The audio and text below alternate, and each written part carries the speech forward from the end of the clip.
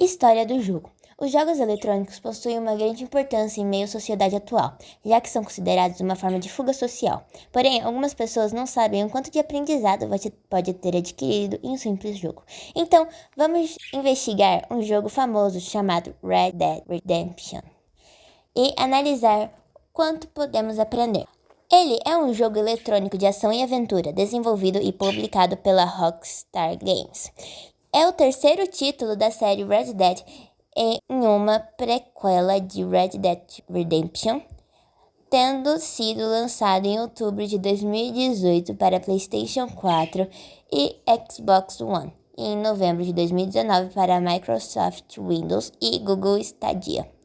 A história se passa em 1899, em uma representação ficcional do Oeste, Meio-Oeste e Sul dos Estados Unidos, e acompanha o fora-da-lei Arthur Morgan, que precisa lidar com o declínio do Velho Oeste e sobreviver à perseguição de forças governamentais, gangues rivais e outros adversários.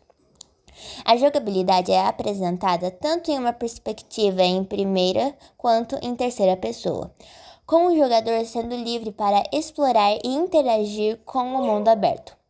Elementos de jogabilidade incluem tiroteios, assaltos, caça, cavalgadas, interação com personagens não jogáveis e gerenciamento da honra do protagonista por meio de escolhas morais e atos. Um sistema de recompensas similar àquele presente na série Grand Theft Auto governa as respostas da polícia e caçadores de recompensa aos crimes cometidos pelo jogador. Um modo multijogador chamado Red Dead Online estreou em novembro de 2018. A década em que se passa Red Dead Redemption 2 é justamente a que marca o fim desse período, e da Wyoming e Utah foram anexados aos Estados Unidos, que chegava aos 45 estados e foi conhecido como Sonho Americano. Bem, o Velho Oeste foi um período do século XIX que marcou o avanço dos Estados Unidos para a encosta do Pacífico, mas, ao mesmo tempo, que representou progressos do país à época, causando polêmicas até os dias de hoje pelo assassinato e expulsão dos ameríndios, habitantes da região. História dos cowboys, pioneiros ameríndios, garimpeiros, empresários, todos sendo exaltados e transformados em protagonistas. As pessoas que saíram do leste para o desconhecido oeste e toda a polêmica à parte foram bem-sucedidas. Durante essa década tivemos guerras de família, como a Pleasant Valley War, diversos assaltos a trem, assassinato de milhares de civis, roubos a banco e momentos históricos, como o direito do voto para as mulheres do Colorado, o Congresso Indígena no Nebraska e a descoberta do petróleo, onde hoje está Bartlesville, Oklahoma. Fatos históricos que aparecem no jogo. O direito da mulher ao voto. No século XIX, as oportunidades sociais e políticas das mulheres na maioria dos países eram muito diferentes das dos homens. As mulheres não podiam exigir os mesmos direitos que os homens no governo, no direito à propriedade, na educação, no emprego e na guarda dos filhos. Os candidatos e eleitores nas eleições eram quase exclusivamente homens. Mesmo assim, as mulheres, em números cada vez maiores, começaram a participar da vida pública dos Estados Unidos. Elas formaram sociedades de caridade e se filiaram a elas, e se tornaram uma força significativa em movimentos para incentivar moderação e o fim da escravidão. Em julho de 1848, mais de 300 ativistas sociais se reuniram em Seneca Falls, Nova York, para 2 dias de debates e discursos sobre questões relacionadas aos direitos cívicos e religiosos das mulheres. No final da convenção, Elizabeth Cady Stanton desenvolveu uma declaração de sentimentos, um documento que identificava as restrições legais, financeiras, educacionais e sociais impostas às mulheres e requeria que as mulheres tivessem o direito de votar. Reuniões como a Convenção de Seneca Falls deram força a uma campanha organizada pelo direito ao voto, uma causa conhecida na época como sufrágio feminino, e foi aprovada pelo Congresso americano somente em 1919 e ratificada em 18 de agosto de 1920. A 19ª emenda à Constituição Americana preveniu a garantia do voto feminino a todas as mulheres, graças à luta sufragista iniciada principalmente no ano de 1800. Apesar da aprovação, nem todas as mulheres foram colocadas ao acesso ao voto. Infelizmente, as mulheres negras foram colocadas de fora. Só que só depois do voto feminino negro realmente foi de fato válido em 1967. Como o jogo se passa em 1899, algumas personagens femininas aparecem como ativistas que lutam pelo direito de votar nas eleições públicas. A Ku Klux Klan, KKK, ou Klan, é uma organização terrorista que foi fundada em uma pequena cidade em Tennessee, Estados Unidos, entre os anos de 1865 e 1866. Essa organização, que se pauta pela supremacia branca direita, promovida e promove atos terroristas contra as pessoas negras e simpatizantes dos direitos dos negros. As vítimas da clã podiam ser espancadas até a morte ou mesmo ser enforcadas em vias públicas. As motivações para essas ações sempre partiam de acusações vagas e falsas que colocavam os negros em posição de seres bestiais. Os membros da clã apresentavam-se como os protetores dos bons costumes, conforme analisaram os historiadores Luiz Estevão Fernandes e Marcos Vinícius de Moraes. Ela foi dividida em 3 fases. A primeira fase ocorreu em 1865 até 1861. Há divergência sobre essa datação. Foi responsável por disseminar violência no sul dos Estados Unidos e sofreu intensa repressão do governo norte-americano, destacando-se o Third Enforcement Act of 1891. Lei que aplicou os poderes do governo para reprimir a clã. E foi essa fase retratada no jogo, pois ao andar principalmente pelas estradas do sul, é bem fácil encontrar um grupo bem semelhante a KKK, fazendo uma iniciação de novatos ou até mesmo planejando ataques, onde era utilizada a famosa cruz pegando fogo. Segunda fase iniciou-se em 1915, quando a clã reapareceu na Geórgia, sul dos Estados Unidos. Centenas de ações violentas dos membros da clã foram organizadas, e essa organização terrorista alcançou o seu auge, possuindo 4 milhões de membros nos Estados Unidos e conquistando influência inclusive em meios políticos. Foi nessa fase que a cruz em chamas se transformou em um símbolo da clã. Terceira fase iniciou-se a partir da década de 1950 e foi considerada uma reação de brancos racistas contra o crescimento das manifestações e ações promovidas pelos negros que lutavam contra o racismo e a segregação. Essa fase se estende até os dias atuais. Os nativos americanos. Não é novidade que os nativos americanos sofrem preconceito, desde estereotipações extremamente exageradas até um ataque verbal e físico aos mesmos. No jogo, podemos ver parte desses problemas ao realizar missões com o chefe da tribo Wapati, chamado Rains Fall, chuva caindo. Ele e seu povo estão lutando contra o exército para ter suas terras de volta. A briga contra a Kerosene Pitch Cornwall, um monopólio de extração de petróleo e similares. Ele e seu povo estão lutando com os exércitos para ter suas terras de volta. Até hoje temos o domínio do homem branco em territórios indígenas, ou como os povos não existem mais, pois foram massacrados e expulsos das terras, que são deles por direito.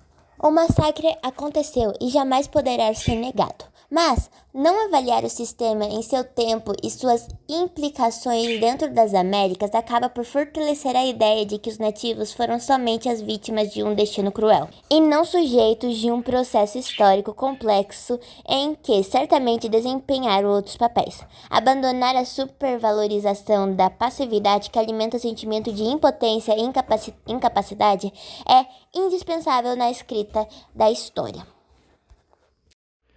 Contexto: Red Dead Redemption se passa em 1911 e seu sucessor, Red Dead Redemption 2, se passa em 1899. Ambos pegam um período de transição do século XIX para o século XX. Os dois games tratam a questão do Velho Oeste. Em Red Dead Redemption 2, há momentos em que nitidamente o game exibe os problemas sociais da época. Não só da época, mas como, em diferentes proporções, ainda são problemas existentes na sociedade atual. Nos dias de hoje, é muito comum a ideia de termos respeito e cuidados especiais com pessoas que apresentam alguma deficiência.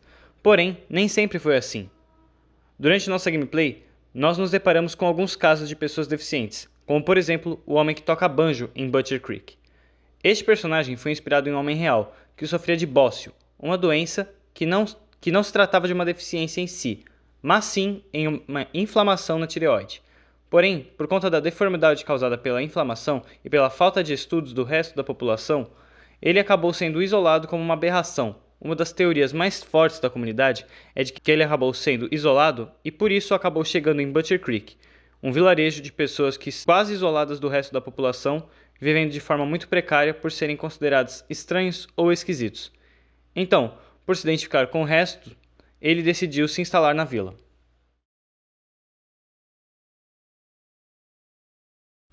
Um caso de abuso de deficiente no game é o caso de Bertram e Magnífico, dois funcionários do circo da senhorita Marjorie. Bertram, personagem totalmente inspirado na estrela de circo e cinema Simon Metz, pois, como ator circense, Bertram sofre de microcefalia além de trabalhar no circo, como já foi dito. Já Magnífico, personagem que não tem uma inspiração direta, é um homem que sofre de nanismo e é obrigado a atuar como mágico do circo, tendo como principal atração a mágica de sumir com bombinhas de fumaça. Isso por ser mais fácil para ele se deslocar sem ser detectado por sua baixa estatura. Nós podemos realizar uma linha de missões secundárias para a senhorita Marjorie, ao encontrá-la com Bertram em um bar na cidade/posto comercial de Van Horn. Ao se aproximar, a missão secundária se iniciará, tendo como objetivo nocautear Bertram, que se irrita com o barman que se recusou a servir mais cervejas para ele. Após essa missão, nos é solicitado ir encontrar Magnífico e convencê-lo de que deve voltar a atuar como mágico no circo. Ao encontrar Magnífico na floresta, ele explica um pouco sobre ser explorado pela senhorita Marjorie, assim como Bertram era. Após perseguirmos ele pela floresta, enquanto ele joga bombinhas de fumaça para nos confundir, senhorita Marjorie e Bertram nos encontram com o Magnífico. E após uma sessão de pressão psicológica, no intuito de provar que fora do circo ele não conseguiria seguir sua vida e que o circo precisava dele, a dona do circo convence o mágico a voltar a atuar e nos convida a assistir o próximo espetáculo em Saint-Denis, no qual você de fato pode assistir. A perseguição contra os nativos norte-americanos é um tema muito importante para a história de Red Dead Redemption 2, trazendo diversas missões onde o protagonista dá suporte a qualquer tipo de ajuda à tribo Wapiti. Nosso primeiro encontro e pedido de ajuda vindo da tribo se faz durante o capítulo 4 em Saint-Denis, onde seu líder, Chuva Caindo, nos conta sobre a quantidade de contratos que ele assinou em busca da paz e segurança de seu povo e que sempre eram descumpridos pelo outro lado. Também nos é solicitado roubar um relatório que comprovaria que o governo tinha interesse em expulsar a tribo de suas instalações em busca de encontrar uma mina de petróleo abaixo de seu solo. Can you steal things? Is there a reason you're asking me to incriminate myself, Mr. Miller? Well, I'm sorry. Have you met? This is Rains Fall, a great chief, and his son, Eagle Flies. Gentlemen? Yeah, we saw you in the wagon train crossing the river at Cumberland Falls. And at the party, you were upstairs. You have great powers of observation. Yes, my people, if we are even a people anymore. We've fought hard. We've made peace treaties, and those treaties were broken. And we've been moved and punished and moved. I'm sure. And now I am told we are to be moved again. Clearly contravening the peace treaty signed 3 years ago. This will lead to war. No, my son, it will not. We cannot fight another war. They have got stronger, and we have become far weaker, Mr. Morgan. Well, it's bad business. It's to do with oil. I know it is, but I need the proof. I believe there were some prospectors who were on their land a few months ago who have filed reports with Leviticus Cornwall and the state government claiming huge reserves of oil under their land. So, you want me to try and steal it? Obviously they can't. And even more obviously, I would be useless. Listen, I realize that it is a ridiculous request, but we're very desperate. I'm not a do-gooder. Conforme a história vai se aproximando do fim, nós começamos a entrar em maior contato com a tribo, ajudando com coisas parecidas, até que em certo momento, Dutch percebe que pode tirar proveito da revolta do filho de Chuva Caindo, a Águia Voando. E assim, ele começa a incentivar o jovem nativo a buscar guerra com o governo, com Leviticus Cornwall e sua empresa. O jovem, iludido por Vanderlind, instiga seu povo a uma guerra que aos olhos de seu líder seria em vão e só traria mortes, tristeza e enfraqueceria a tribo. Enquanto agimos ao lado de Chuva Caindo, vemos como os soldados e o governo abusam dos indígenas, matando, roubando e coisas piores, sem o mínimo remorso. O caso dessa tribo se encerra em um ataque comandado por Águia Voando e Dutch contra a empresa de Cornwall. A batalha se encerra com uma grande destruição nos campos de petróleo Cornwall, porém com diversas baixas da tribo Wapiti, incluindo Águia Voando. Red Dead Redemption 2 conta com um personagem que tem uma aparência semelhante à de Adolf Hitler, ditador da Alemanha nazista. Esse personagem se encontra em uma calçada com uma placa ao lado de uma mesa com panfletos onde está escrito Eugenics for Beginners, Eugenias para iniciantes. Este personagem faz um discurso criticando a miscigenação dos Estados Unidos, apontando que a raça branca está sob ataque e que não há igualdade entre as raças. Um discurso semelhante ao do líder nazista. Mas o que é a eugenia? A eugenia usa das teorias darwinistas de seleção natural para promover uma pseudociência que defende a eliminação de pessoas deficientes, doentes, negras, mestiças e vários outros grupos. A eugenia prega o contrário da miscigenação, apontando que a hereditariedade de uma raça pode melhorar uma sociedade fisicamente e mentalmente. O termo foi criado por Francis Galton, que o definia como o estudo dos agentes sob o controle social que podem melhorar ou empobrecer as qualidades raciais das futuras gerações, seja físico ou mentalmente. Eugenia nos Estados Unidos. Foi nos Estados Unidos basicamente que movimentos eugenistas foram surgindo a princípio. No final do século XIX, as teorias eugenistas começaram a surgir e ganharam força em grupos burgueses e brancos, principalmente pelo avanço da imigração de camponeses para as cidades após a Revolução Industrial, e com isso aumentaram-se alguns problemas, como a pobreza, e junto a isso, problemas como o alcoolismo e o crime foram aumentando com o tempo, e a eugenia para o grosso mais da burguesia era a solução para esse problema. People aren't the same, sir. I mean, white people are the same.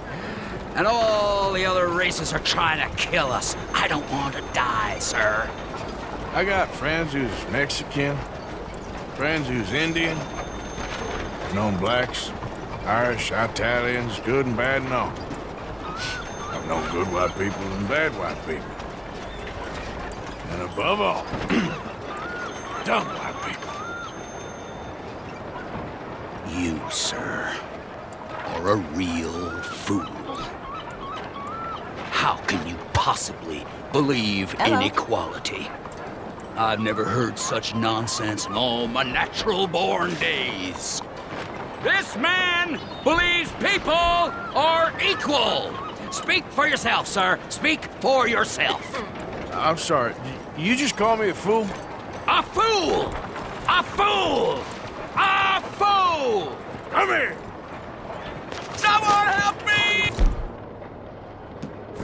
Out of the damn way!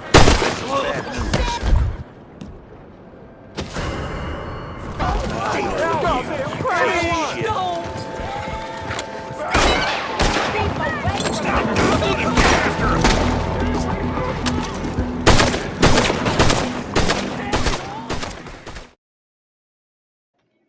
pós-escravidão nos Estados Unidos e no game.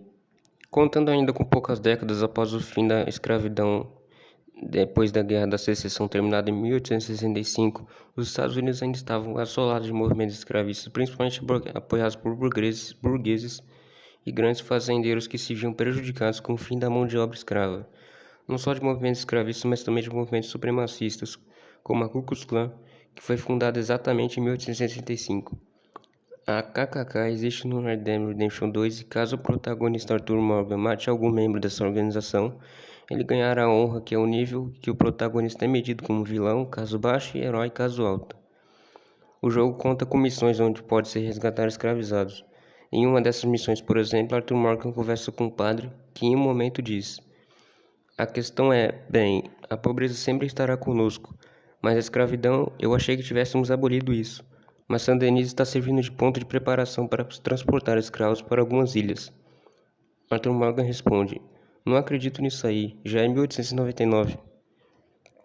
E o padre diz antes de indicar o local onde Morgan encontraria os escravizados: "Talvez seja melhor você mesmo ver."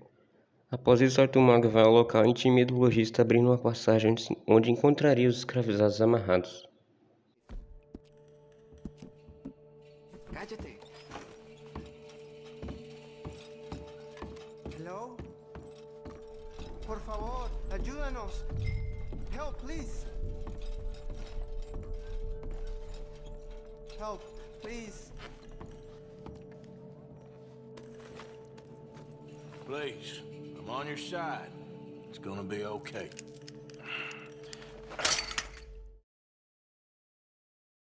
O movimento do sufrágio feminino estava se fortalecendo no momento em que Red Dead Redemption 2 está situado. As mulheres clamavam pelo direito ao voto e o movimento, que em algum momento daria origem ao movimento feminista que conhecemos hoje em dia, se tornava cada vez mais popular. Porém, ser popular não significa ser amado, mas sim conhecido, e essa fama era como uma faca de dois gumes na época, pois, ao mesmo tempo que acolhia mulheres que se encontravam insatisfeitas com sua posição na sociedade, também atraía inimigos declarados, como homens que queriam conservar a ideia de que o sexo masculino era superior ao feminino. É possível encontrar uma ativista chamada Dorothea Wicklow discursando e clamando pelo seu direito ao voto na cidade de Saint-Denis.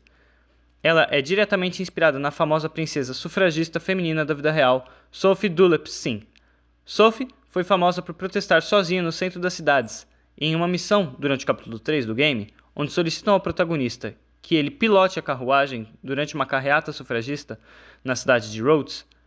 Ao chegar à frente do banco da cidade, é solicitado que Arthur pare a carruagem para um discurso em frente às ativistas e moradores da cidade. Durante o discurso, alguns opositores ao movimento começam a caçoar e ofender Dorothea Wicklow, que discursava. Os argumentos usados pela oposição do movimento são muito comuns até hoje em dia, pelos opositores ao feminismo, argumentos como na qual isso não é natural e de que o homem é superior e de que nós não temos uma mãe criadora e sim um pai criador. Frases assim não geram estranhamento para nós até os dias de hoje. Red Dead retratando a vida real. Sendo um jogo que se passa em 1899, Red Dead Redemption 2 traz questões recorrentes dos Estados Unidos do final do século XIX e até mesmo com menor intensidade atualmente também. Em 2017, por exemplo, vários movimentos supremacistas promoveram manifestações e ataques, principalmente no sul dos Estados Unidos, onde se encontram os estados escravistas que perderam a Guerra da Secessão. Os integrantes desse movimento portavam bandeiras confederadas, bandeiras e materiais nazistas, além de outros símbolos. Assim como o personagem que faz paródia de Hitler citado anteriormente, os que estavam nesses movimentos afirmavam que a raça branca está em perigo e se demonstravam visivelmente contra qualquer tipo de miscigenação.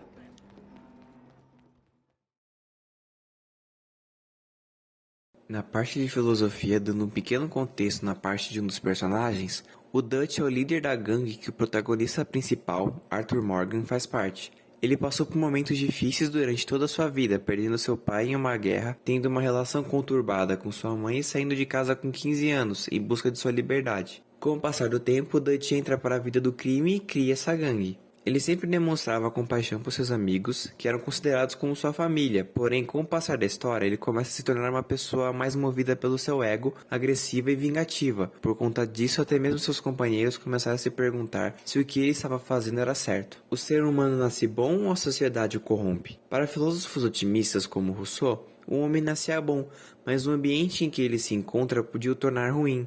Para Rousseau, o ser humano, em seu estado natural, era livre, mas ao viver em sociedade, tendo que obedecer a alguém com mais poder, causando uma desigualdade, o cidadão se tornava mau. Isso se liga ao personagem Dutch, pois ele sempre esteve em busca de uma liberdade e, quando o Estado começou a intervir para o fim de uma época de muita criminalidade, isso o afetou de forma negativa. Houveram também outros problemas, como diversos planos que falharam e um grave acidente onde ele bateu a cabeça, coisas que podem ter influenciado sua decadência. Para filósofos pessimistas, eles acreditam que o ser humano em seu estado natural é ruim, e por conta disso existe uma necessidade de um Estado para organizar a sociedade. Essas ideias foram defendidas por filósofos como Thomas Hobbes. Hobbes defendia que o homem em seu estado natural é guiado por seus instintos e desejos. Nesse ambiente, as pessoas iriam fazer tudo o que foi possível para conseguir o que queriam, e assim essas pessoas entrariam em brigas por suas vontades e sobrevivência, vindo daí essa famosa frase: o homem é o lobo do próprio homem. Em sua visão, para que o governo possa manter o seu poder, é necessário que ele faça uso do medo e de punições. No caso de Dutch, ele sempre demonstrou pelo menos um pouco de falta de controle. Ele já chegou a matar uma menina durante um assalto e mostrava alguns sinais de irritabilidade. Porém, esses sinais não são tão presentes ou tão fortes quanto no final do jogo.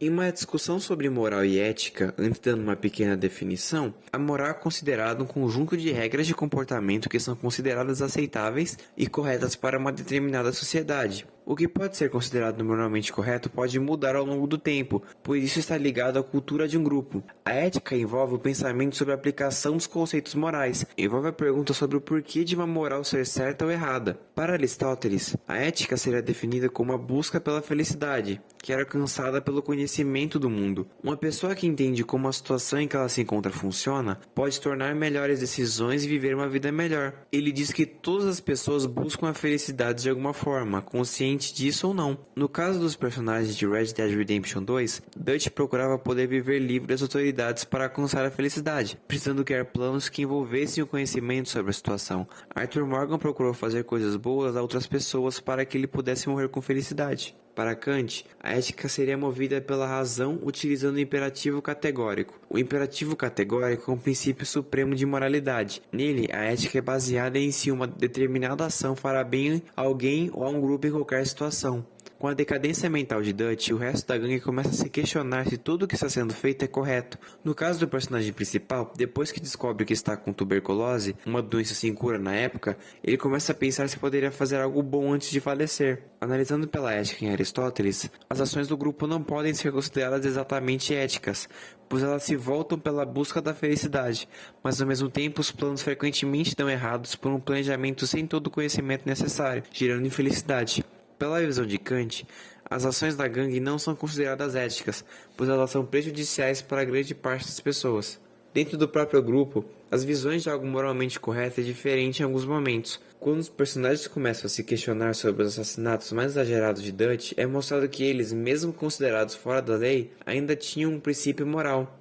O debate sobre a moralidade e ética dentro da gangue pode ser estendido ainda mais se for considerada a visão da sociedade da época, que já não via esses feitos como algo moral, mas também pelo fato de que muitos estavam ali para poder sobreviver e não necessariamente por gostar do crime. Agora falando um pouco sobre a geografia da franquia Red Dead, existem inúmeros locais dentro do jogo que possuem relação com a nossa realidade. O primeiro local que eu vou comentar é o Paraíso, que é grande deserto semiárido com plantas baixas e cactos crescendo ao redor da área, e pode ser caracterizado por canyons, planaltos e cordilheiras que formam a totalidade do deserto. Ao decorrer do jogo, podemos perceber que a fronteira para o Novo Paraíso está fechada, e que o exército mexicano está patrulhando a área. Com esse fator, podemos comparar com o México, que estava nos estágios iniciais de uma revolução armada. Algumas regiões que podem ser comparadas às regiões da vida real são a parte ocidental, que é as Coronas, tem formações que se baseiam diretamente no Monument Valley no Arizona e Utah, com alguma influência da Sierra del Carmen. O lado leste da região, por outro lado, é mais exuberante e arborizado, lembrando o Coahuila. O segundo que eu vou comentar agora é West Elizabeth, que é composta por 3 regiões, Tall Trees, Great Plains e Big Valley. Sua paisagem progride de pastagens onduladas na região das Grandes Planícies até montanhas cobertas de neve ao redor de enormes árvores. Essa região também se caracteriza por sua enorme variedade de animais para serem caçados, como por exemplo ursos, javalis, bisões e etc.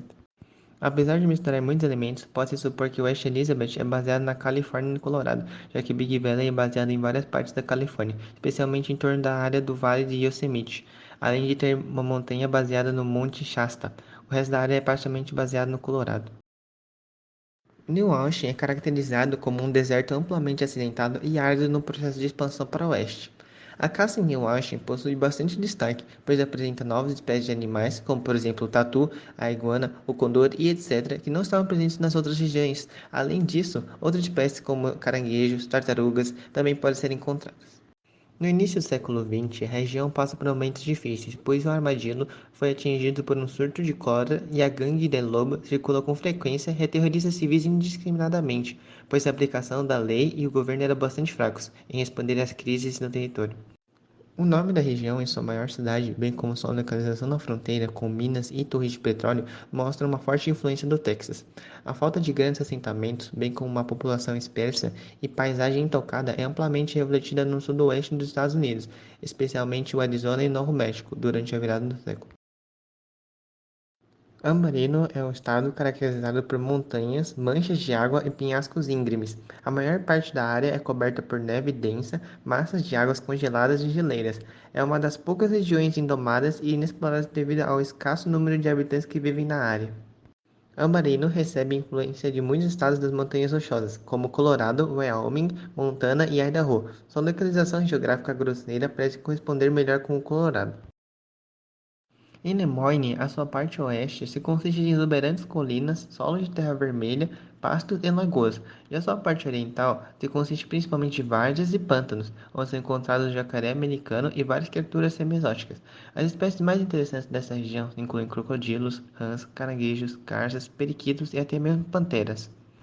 Lemoyne é baseado diretamente no estado da Louisiana. Os dois até compartilham nomes semelhantes, sendo um pântano gigante semelhante à floresta perto do Golfo do México. Lemoyne e Louisiana têm grandes áreas metropolitanas, Saint Denis e New Orleans, respectivamente, bem como herança francesa, afro-americana e uma história confederada da Guerra Civil. Scarlet Meadows, que é uma região que se localiza no oeste de Lemoyne, lembra muito as regiões do norte e centro da Louisiana, especialmente aquelas ao redor do Rio Vermelho. O solo de argila vermelha, florestas, pequenos rios, lagoas e colinas ondulantes seriam comumente encontrados nessa região da Louisiana, bem como no resto do Dixie, Mississippi, Alabama e Geórgia. New Hanover é um dos 5 estados americanos em Red Dead Redemption 2 e Red Dead Online e o segundo maior território do jogo. Ele é caracterizado por florestas densas e planícies abertas, compostas por 3 regiões. O Nordeste, onde está localizada a densa floresta de Cumberland Forest, bem no centro estão as planícies da praderia de The Heartlands, a leste fica a montanhosa e nebulosa Roanoke Ridge. New Hanover é majoritariamente coberta por campos e bosques, fato que permite a caça de vários animais, como bisões, ursos negros, porcos, bois e codornas. No geral, apesar de misturar muitos elementos de estados fronteiriços, a localização geográfica de New Hanover corresponde aproximadamente à de Oklahoma e de Arkansas. Com este trabalho, nós podemos concluir que, além de uma obra com uma riqueza em detalhes, nós podemos concluir que ela nos deixa uma dúvida, que eu não vim aqui para responder, e sim somente para deixá-la no ar. Até onde é válido eu me apegar 100% ao passado?